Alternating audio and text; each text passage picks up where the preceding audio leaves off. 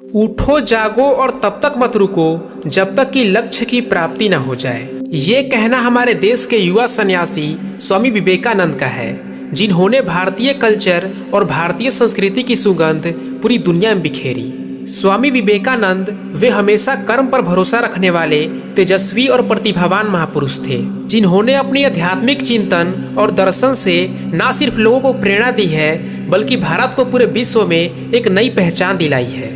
आज मैं स्वामी विवेकानंद के जीवन से जुड़ी कुछ ऐसी बातें बताऊंगा जिसे अगर कोई व्यक्ति अपने जीवन में उतार ले तो वो अपने जीवन को बेहतर से बेहतर बना सकता है और बड़ी से बड़ी सफलता को हासिल कर सकता है। स्वामी विवेकानंद जब शिकागो के एक बहुत बड़े सम्मेलन में हिस्सा लेने के लिए अमेरिका पहुंचे थे तो वहां उनके स्वागत के लिए आए कुछ लोगों ने हाथ मिलाने के लिए स्वामी जी की तरफ हाथ बढ़ाया और अंग्रेजी में कहा, हेलो हाउ आर यू।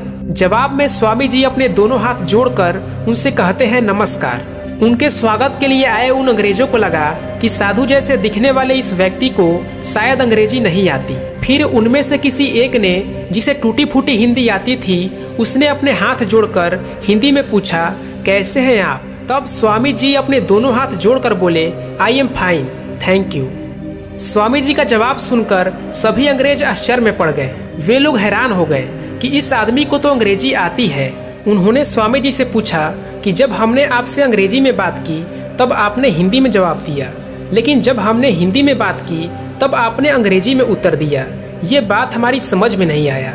तब स्वामी विवेकानंद ने कहा कि जब आप अपनी माँ का सम्मान कर रहे थे तो मैं अपनी माँ का सम्मान कर रहा था, लेकिन जैसे ही आपने मेरी माँ का सम्मान किया तो मैंने आपकी माँ का सम्मान किया। उनके इस जवाब को सुनकर वहाँ पर आए सभी लोग चकित रह गए। वो अंग्रेज जो अपनी भाषा और अपनी सभ्यता को श्रेष्ठ मानते थे, इस घटना के बाद उनका सारा भ्रम टूट गया। उनका पहली बार भारतीय भाषा, भारतीय सभ्यता और भारतीय संस्कृति का अच्छे से परिचय हुआ। दोस्तों, स्वामी विवेकानंद के जीवन के इस प्रसंग से हम सभी को दो अहम बातें अपने जीवन में उतार लेनी चाहिए।